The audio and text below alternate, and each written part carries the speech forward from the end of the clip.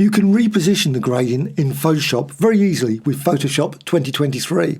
You can use this to create a step design. So let's just start right at the beginning, create a gradient. So gradient tool, go with a gradient, not classic gradient, just go with this one, and linear, and select any gradient and apply from top to bottom or bottom to top. Hold down the shift so you get a nice straight line across.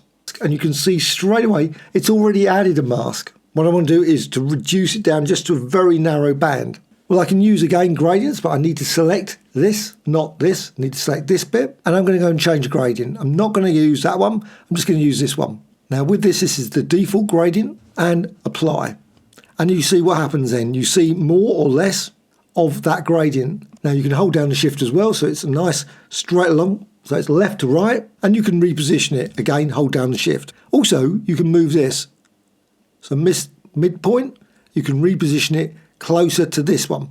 And you can still reposition it if you want, so you want more or less of it. So again, hold down the shift. Well, you can duplicate this layer. It's just a layer, just a standard layer in Photoshop. So select this, make sure you select that, go to the Move tool, hold down the Alt Option key, and duplicate, and repeat.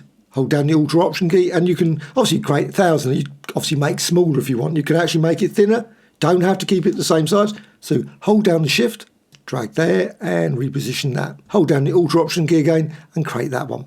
So you can now see you've got this gradient all the way along. Or you can reposition them. Select the gradient layer, select the gradient tool, and you will see this bar. Click on here and you can move it up or down. I'm just going to push it down. So just drag it downwards, click the second layer and do exactly the same. Just drag it slightly down, click this one, drag it slightly up, click this one, drag that one slightly up, and click this one, and then drag it up that way. And you can see you create a step gradient design very quickly. And of course you don't have to create step gradient like this. You can always go the other direction, or maybe just select it and just do a random design. So click either any of them, select that one, and just reposition it as required. So you can create a variety of different designs.